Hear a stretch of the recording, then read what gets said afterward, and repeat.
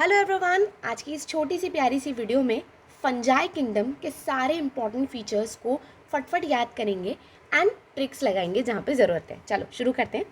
Fungi जो है ना, इसकी मम्मी आर.एच. विक्टेकर है क्योंकि इन्होंने इस किंगडम को बनाया था। याद करो, 5 किंगडम क्लासिफिकेशन जो था वो इन्होंने ही दिया था और उसमें इन्होंने यही नया किंगडम लेकर आए थे फंजाई। अब दो इंपॉर्टेंट पॉइंट्स जिससे सारे पॉइंट्स इंटरलिंक होते जाएंगे। देखो, ये यूनिसेलुलर वेराइटी भी होती है, मल्टी सेलुलर वेराइटी भी होती है एंड ये यूकेरियोटिक होते हैं। इन दोनों में अगर मैं बोलूँ यूनी एंड मल्टी में मेनली कौन होता है, तो भाई मल्टी सेलुलर भारी पड़ गई यूनी पे।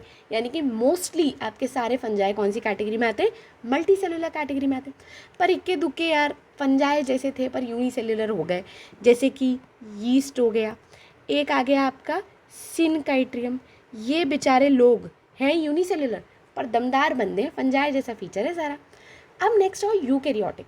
बेटा यूकेरियोटिक से कुछ जो फीचर हैं वो इंटरलिंक्ड होते हैं। जैसे कि ऑब्वियसली बात है, तुम्हें पता है यूकेरियोटिक का मतलब न्यूक्लियस है, तो न्यूक्लियस है तो प्रॉपर न्यूक्लियर मेम्ब्रेन है। Membrane bound cell organelle obviously बातें होंगे। सेल वॉल होगी, जी हाँ बिल्कुल है सेल वॉल। किसकी बनी हुई है, काइटिन की बनी हुई है और पॉलीसेकेराइड्स की बनी हुई है। तो ये इसकी सेल वॉल हो गई, ठीक है। यानी कि सेलुलोज की नहीं बनी हुई, डिफरेंट है प्लांट से। अच्छा, इतनी तारीफें कर रहे हो इस बंदे की, ये बंदा रहता कहाँ है, यानी कि इसका हैबिटेट कहाँ है। सुनो, जहाँ कहीं भी इसको वार्म एंड मॉइस्ट हैबिटेट यानी कि ऐसी जगह मिलेगी ना, वार्म एंड मॉइस्ट, ये बंदा वहीं ग्रो कर जाएगा। तो ये बंदा तो कहीं भी ग्रो कर सकता है, बहुत सारी जगह ग्रो कर सकता है। इसके लिए एक वर्ड आता है कॉस्मोपॉलिटन, जो बंदा काफ़ी सारी जगहों पे ग्रो कर सके, कॉस्मोपॉलिटन। कहाँ कहाँ, लो जी, आपको सॉइल में भी मिलेगा, हवा में भी मिलेगा, पानी में भी मिलेगा, किसी जानवर या प्लांट पे भी मिल सकता है। लो जी, इनके ऊपर भी ग्रो करने की एबिलिटी रखता है। तभी तो एनसीईआरटी ने एक प्यारी सी लाइन बोली है, दे show great diversity in morphology, यानी कि दिखने में भी काफ़ी वैरायटी दिखेगी और हैबिटेट में तो तुमने इसके चर्चे सुनी लिए। आओ चलो नेक्स्ट बात पे चलते हैं बच्चों। इतनी तारीफ हो चुकी है तो भाई दिखता भी कैसा है ये भी देख लो। बॉडी, फंजाई की जो बॉडी होती है ना, वो एक धागे की बनी हुई होती है। इस धागे को हम क्या बोलते हैं, हाइफा, जिसको हम हाइफे भी बोलते हैं प्लूरल फॉर्म में, ठीक है। अब ध्यान से सुनो, धागे को देख के तुम्हारे दिमाग में क्या आ रहा है, ये लंबा है और ये फिलामेंटस है। ये दो शब्द तो तुम्हारे दिमाग में आ ही रहे हैं, धागे को देख के बोल रही हूँ। धागा थ्रेड जैसा दिख रहा है, ये तो मजाक हो गया, धागा थ्रेड जैसा दिख रहा है, और स्लेंडर आ रहा है। यानी कि इन शॉर्ट ये मैंने कुछ शब्द देखे जो मेरे दिमाग में धागे को देख के आने चाहिए। लॉन्ग है, फिलामेंटस है, थ्रेड जैसा है, ठीक है चलो। पर ये बंदा एक है, ऐसे बंदों की फौज आ जाए, खूब सारे बंदे हाईफे हाईफे हाईफे हाईफे आके जुड़ जाए, तब बनेगा आपका एक फंजाई। और इस बॉडी को आप बोलोगे माइसीलियम। बात समझ रहे हो तुम, सिंगल धागा हाईफे, उनसे ग्रुप बन जाए, जुड़ जाए, तो क्या बन जाएगा, माइसीलियम। बेटा मज़ेदार बात क्या है, कितने ही धागे जोड़ लो, पर मेन फंजाई बॉडी जो होती है ना, वो हेप्लॉइड होती है। और मज़ेदार बात और सुनो, बंदा है तो मल्टी सेलुलर, पर बेचारा टिश्यू ही बना पाया, ऑर्गन नहीं बना पाया। तो आपको यहाँ पे मेनली कैसी मिलेंगी, लूज टिश्यू, यानी कि टिश्यू लेवल ऑफ ऑर्गेनाइजेशन, ठीक है। लोल हो गया जी, एन बॉडी आ गई। अब नेक्स्ट बात ध्यान से सुनना, ये दो टाइप का हो सकता है। इमेजिन करो, अगर आप घर में साथ साथ रह रहे हो और आपके बीच में कोई मनमुटाव नहीं है, तो आप असेप्टेट वेराइटी में बन गए। सुनना ध्यान से, तुम्हें 2 मिनट में समझ आएगा। इमेजिन करो स्टार प्लस की एक चुड़ैल बहू आपके घर पे आ जाए, सेप्टेट, सुनना, वो तुम्हारे घर को आके डिवाइड कर देगी, सब लोग अलग अलग रहने लग जाएंगे, सबके बीच में दीवारें आ जाएंगी। तो वैसा फंजाई, अगर वैसे फंजाई में भी वैरायटी मिल जाए ना जिसमें सबके बीच में दीवारें आ जाएं, तो वो वैरायटी कहलाती है सेप्टेट। और ये बहुत ही गंदी बात है यार, इट्स वेरी बैड। और असेप्टेट होने का मतलब बहुत बढ़िया है, सब प्यार से रह रहे हैं, साथ में रह रहे हैं, सारे न्यूक्लियस आपको एक ही जगह पे मिलेंगे। असेप्टेट के लिए एक वर्ड आता है कि आपको ये कंडीशन मल्टी सेल्यूलर दिख रही है, और इसके लिए हम एक वर्ड यूज़ करते हैं सीनोसिटिक, इम्पॉर्टेंट, ठीक है। मैंने बोला सेप्टेट होना बैड है। अब कौन सी क्लास में क्या आता है ये देखो। बेटा पहली बात तो तुम्हारे पास फंजाई में 4 क्लास होती हैं, जिसको एक ट्रिक से याद करो, साइको बैड, साइको लोग बैड होते हैं। साइको में आता है फाइकोमाइसिटीज़, बी से आता है बेसिडियोमाइसिटीज़, ए से आता है एस्कोमाइसिटीज़ एंड डी से आता है ड्यूटेरोमाइसिटीज़, ठीक है। अब इन चारों को पहले ऊपर पटको, सुनो, वो क्या बोल रहा है, सेप्टेट होना बैड है ना, तो भाई बी से है बेसिडोमाइसिटीज़, ए से है एस्कोमाइसिटीज़, डी से है ड्यूटेरोमाइसिटीज़। इन तीनों बंदों में आपको सेप्टेट कंडीशन दिखेगी। अब जैसे ही तुम सेप्टेट हो जाओगे ना, तो तुम्हारा घर बंटता ही जाएगा, लो जी, ब्रांचिंग होती जाएगी। तो आपको यहाँ दो कंडीशन मिलती हैं, एक सेप्टेट और दूसरा होता है ब्रांच्ड। दूसरा ये असेप्टेड भाई लोग, क्या बचा, फाइकोमाइसिटीज़ ना, तो यहाँ पे आपको क्या मिलते हैं, फाइकोमाइसिटीज़। तो ये अपना पहला मेन पॉइंट क्लियर हो गया। अब यार किस बेसिस पे तुमने इन चारों क्लासेस को क्लासिफाई किया था वो भी देख लो। देखो तुम याद करो, MMR एक वैक्सीन होती है ना, मीजल मम्स रुबेला की। सिमिलरली तुम्हें याद रखना है MMF। इस बेसिस पे आपने इसको क्लासिफाई किया है। मतलब कि भाई माइसीलियम की मॉर्फोलॉजी क्या है, दिखते कैसे हैं, तो मॉर्फोलॉजी ऑफ माइसीलियम। सेकंड, इनके अंदर स्पोर बनते हैं, अभी तुम देखोगे इनके पास मज़ेदार स्पोर बनते हैं, तो किस तरीके से, मोड ऑफ स्पोर फॉर्मेशन।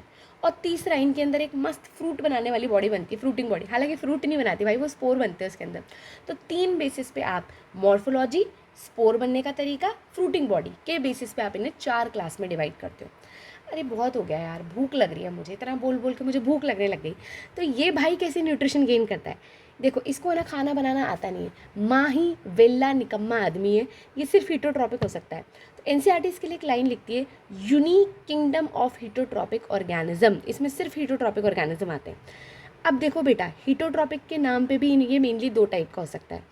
एक ये भाई लोग होते हैं सेप्रोफाइटिक, एक ये भाई लोग होते हैं आपके पैरासिटिक। मतलब आओ जरा देखो आप याद रखना, मेनली आपके जो बैक्टीरिया और फंजाई होते हैं ना, ये सेप्रोफिटिक ही होते हैं। कैसे, देखो कोई भी डेड बॉडी है, जैसे इमेजिन करो ये कोई डेड बंदे की बॉडी है, ये भाई लोग उस पर ग्रो करते हैं। तो जैसे इमेजिन करो ये माइसीलियम इस पर ग्रो करा, अब ये जब इस पर ग्रो करेगा ना, तो इसकी बॉडी पे ये रिलीज़ करेगा एंजाइम्स, इसकी बॉडी पे ये क्या रिलीज़ कर देगा, एंजाइम।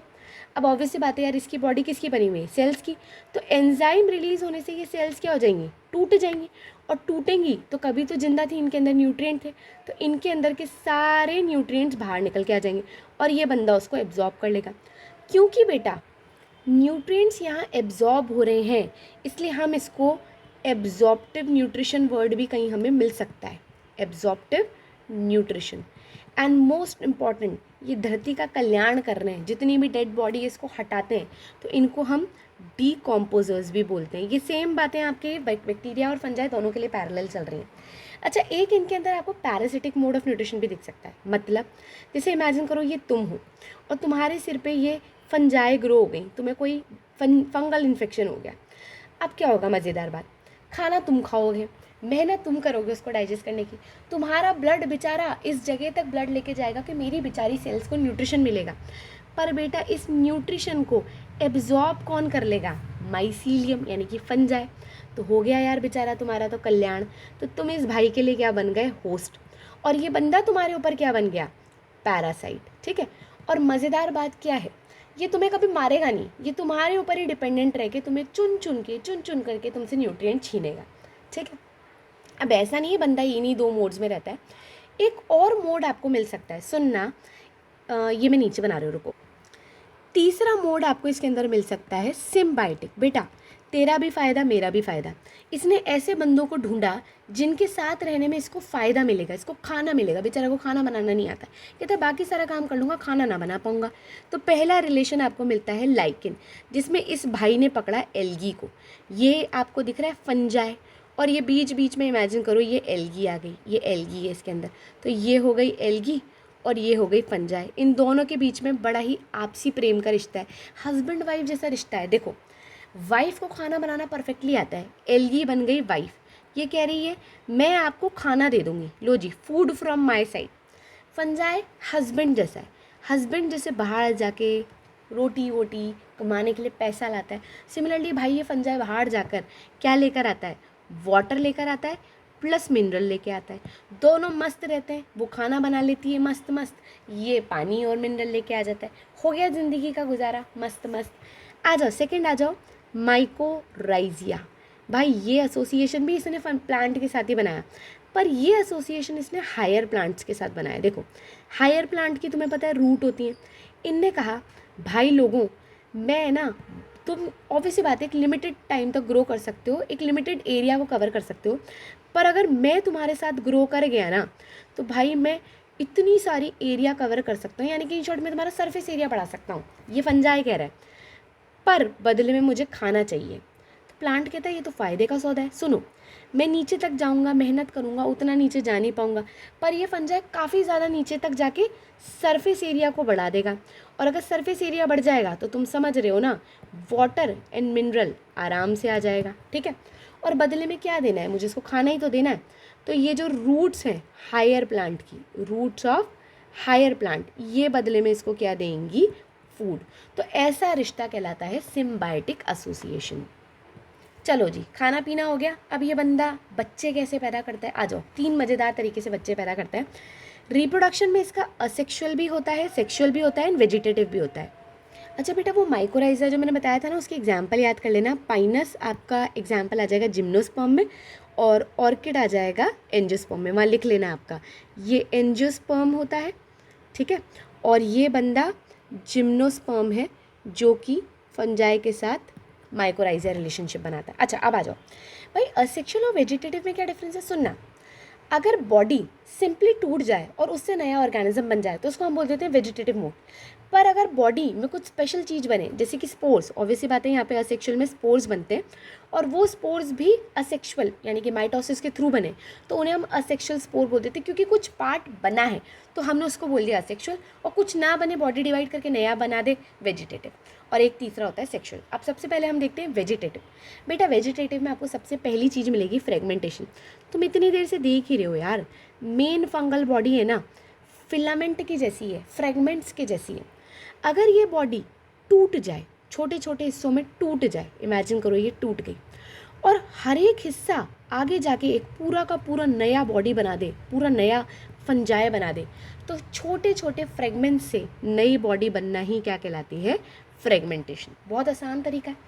दूसरा आप देखो फिजन। बेटा बच्चा बच्चा जानता है फिजन का मतलब होता है मेन पेरेंट बॉडी डिवाइड होके नए ऑर्गेनिज्म बना देती है, पर ये तुम्हें कॉमनली यीस्ट में देखने को मिलेगा, ठीक है, क्योंकि इसकी बॉडी फ्रेगमेंट वाली नहीं है, इसलिए फ्रेगमेंटेशन की जगह फिजन हो गया इसमें। अच्छा तीसरा भी तुम्हें यीस्ट में देखने को मिलेगा, बडिंग। देखो ये यीस्ट है, इसके ऊपर एक छोटी पिंपल जैसी बड बन जाएगी, और इस बड में न्यूक्लियस चला जाएगा, साइटोप्लाज्म चला जाएगा, और ये ग्रो करेगी।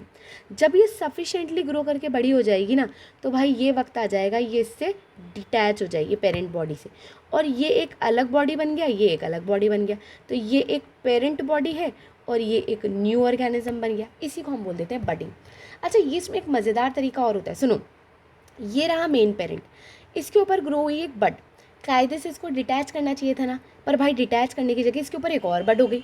लो जी, अब ये भी डिटैच करने की जगह एक और बड बना देगी, तो बड पे बड, बड पे बड। ये कुछ ऐसा लग रहा है, ये नानी, नानी के ऊपर बेटी, बेटी के ऊपर उसकी बेटी, उसके ऊपर उसकी बेटी, इस तरीके से रिलेशन बढ़ता जा रहा है, बढ़ता जा रहा है। This is called as chain budding. एक तरीके से एक के ऊपर एक के ऊपर एक ग्रो करे जा रहे हैं। तो ये हो गया इसका वेजिटेटिव रिप्रोडक्शन। अब आता है असेक्सुअल रिप्रोडक्शन, जिसके अंदर सिंपली तुम्हें दो बातें, एक ही बात याद रखनी, दो भी नहीं। क्या होगा, ये रही बॉडी, याद आ रहा है, ये आपका फंजाई है। अच्छा फंजाई की बॉडी हेप्लॉइड होती है, ये भी हमें पता है। ये सिंपली क्या करेगा, माइटोसिस, सिंपल डिवीजन, माइटोसिस, कोई छेड़छाड़ नहीं क्रोमोसोम के साथ, और बना देगा स्पोर्स। अब ये जो स्पोर्स बने ये भी क्या होंगे, हेप्लॉइड।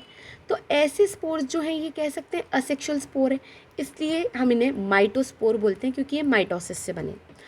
ये स्पोर्स क्योंकि असेक्सुअल है इसलिए हमने इसे असेक्सुअल रिप्रोडक्शन मान लिया, क्योंकि माइटोसिस से बनते हैं। अब ये 3 टाइप के होते हैं, जू स्पोर, स्पोरेंजियोस्पोर, कोनिडिया। जू स्पोर में हमें याद रखना है, जू एनिमल के लिए होता है, तो इमेजिन करो एनिमल, और एनिमल के क्या होते हैं, पाँव होते हैं, और पाँव से वो हमेशा भगता फिरता है। सिमिलरली फीचर जू स्पोर में है। जू स्पोर में आपको फ्लैजिला देखने को मिलेगा, इसके पास पाँव नहीं, फ्लैजिला होंगे। क्योंकि फ्लैजिला है इसलिए ये बंदा मोटाइल भी होगा, और इतना मोटाइल बंदा कहीं भग ना जाए इसलिए इसको कहीं कैद कर दो किसी बैग में। तो इनका ओरिजिन हमेशा क्या होता है, एंडोजीनस। अभी आपको कहाँ मिलते हैं, सुनो। अभी तुम्हें पता है फाइकोमाइसिटीज़ पढ़ के आए हो, तो जितने भी एक्वेटिक फाइकोमाइसिटीज़ होते हैं ना, उनमें आपको जूस्पोर मिलता है। नेक्स्ट आ जाओ स्पोरेंजियोस्पोर। ये जूस्पोर का ही भाई है, पर इसके पाँव नहीं है। तो ये बंदा वही है पर इसके पाँव नहीं है, तो फ्लैजिला नहीं है, मोटाइल नहीं है, पर पर बैग में तो बेचारा ये भी बंद होएगा, क्योंकि ये ज़ूस्पोर का भाई ये होता है ना, नकटे भाइयों का बेचारा भोला भाई भी फंस जाता है। तो अगेन इसका ओरिजिन भी क्या होगा, एंडोजीनस। और बेटा मज़ेदार बात, इसमें भी एग्जाम्पल फाइकोमाइसिटीज ही आएगा। चलो नेक्स्ट आ जाओ, तीसरा टाइप का होता है कोनिडिया। सुनना ध्यान से, कोनिडिया जो है ना, इसने बोला बहुत हो गई यार बकवासबाजी, मैं नहीं बन रहा, बंद अंदर नहीं जाऊंगा मैं तो इसकी बॉडी, ये रही माइसीलियम, ठीक है, इसकी बॉडी के ऊपर इस तरीके से खुल्लम खुल्ला स्पोर बन रहे हैं, नहीं बंदू मैं तो, कर लो जो करना है। तो भाई कोनिडिया का फंडा यही है, कोनिडिया में ना तो फ्लैचिला है ना मोटाइल है, पर ओरिजिन बेटा इसका एक्सोजीनस होता है। इसका एग्जाम्पल क्या आएगा, देखो यार, इसमें आपको बेसिडियोमाइसिटीज़ देखने को मिलते हैं, मतलब बेसिडियोमाइसिटीज़ में ये देखने को मिलता है, एंड एस्कोमाइसिटीज़ देखने को मिलता है। इन शॉर्ट डी हटा दो, सॉरी भाई लोगों, स्लिप ऑफ टंग, बी तो आता ही नहीं है, डी आता है, ड्यूटेरोमाइसिटीज़ में देखने को मिलता है। देखो बेटा ध्यान से सुनना ये बात, स्लिप ऑफ टंग आपका जो था ट्रिक, पी बैड था ना, पी में आपने दोनों वेराइटी देख ली, बी कहता है मैंने नहीं बनाने, ये बहुत ही बैड काम है, मैंने नहीं बनाने स्पोर, अपन तो डायरेक्टली सेक्सुअल रिप्रोडक्शन करेंगे। तो जनरली आपको बेसिडियोमाइसिटीज़ में असेक्सुअल स्पोर देखने को नहीं मिलते, और यहाँ पे मैं ये बात लिख देती हूँ, बेसिडियोमाइसिटीज़ ऐसा नहीं है, ठीक है, याद रखना ये बात, बेसिडियोमाइसिटीज़ में असेक्सुअल स्पोर्स नहीं है। तो सिंपल है, पी बैड, बी हटा दो, ऐड आ गया, अब ऐड कर दो इसका, ठीक है। ये देख लो, तुम स्ट्रक्चर भी देख लो इसका, देखो ये माइसीलियम है, इससे एक डंडी ग्रो करी स्पोरेंजियोफोर, डंडी पे बैग ग्रो किया स्पोरेंजियम, उस बैग में खूब सारे स्पोर आ गए स्पोरेंजियोस्पोर, ठीक।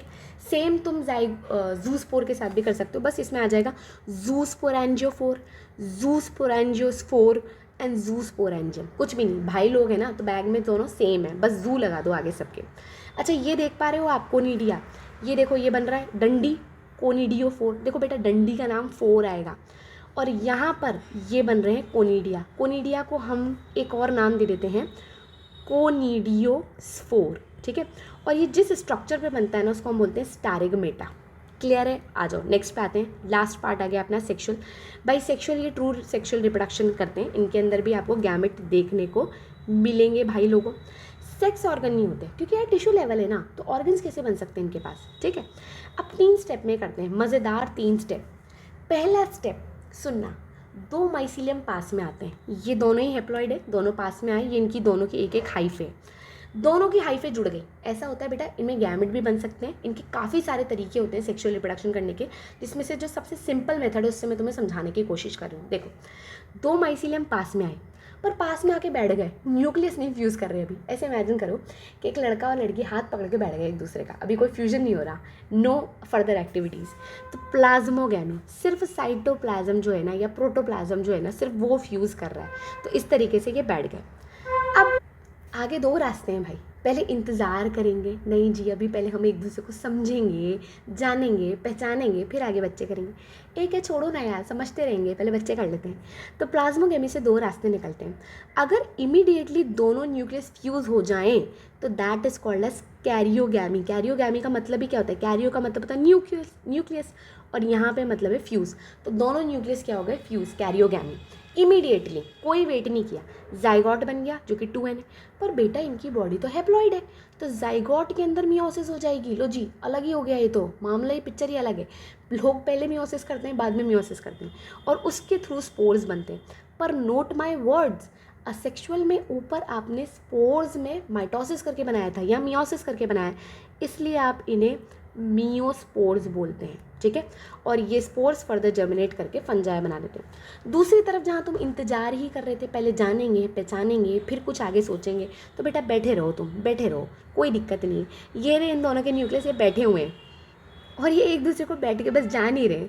इस बीच की स्टेज में जहाँ पे फ्यूजन नहीं होता, क्योंकि आपको 2 न्यूक्लियस दिखते हैं ना, डाई का मतलब ही होता है 2, कैरियन का मतलब ही होता है न्यूक्लियस, तो ये 2 न्यूक्लियस डाई कैरियन कहलाते हैं, और इस फेस को हम बोलते हैं डाई कैरियो फेस। और जब जान गए, पहचान गए, तब इनको लगता है बस ठीक है चलो। अब एकदम ना थोड़ी मूवी इमेजिन करो, हिंदी मूवी। तुम्हें पता है हिंदी मूवी में हमेशा ऐसा दिखाया जाता है, ये एक लड़का है और एक लड़की है, दोनों ने हाथ पकड़ रखे, फिर एक अलग सी दुनिया क्रिएट हो जाती है और ये फट से फ्लैशबैक में पहुंच जाते हैं, कुछ ऐसा कैसा दिखाते हैं ना, या फ्यूचर में पहुंच जाते हैं। तो इमेजिन करो ये बेचारे धक्के खा के नीचे पहुँच गए, और धक्के कहाँ पे खाए, ये इमेजिनरी स्टार प्लस का वर्ल्ड है जिसको हम बोलते हैं फ्रूटिंग बॉडी।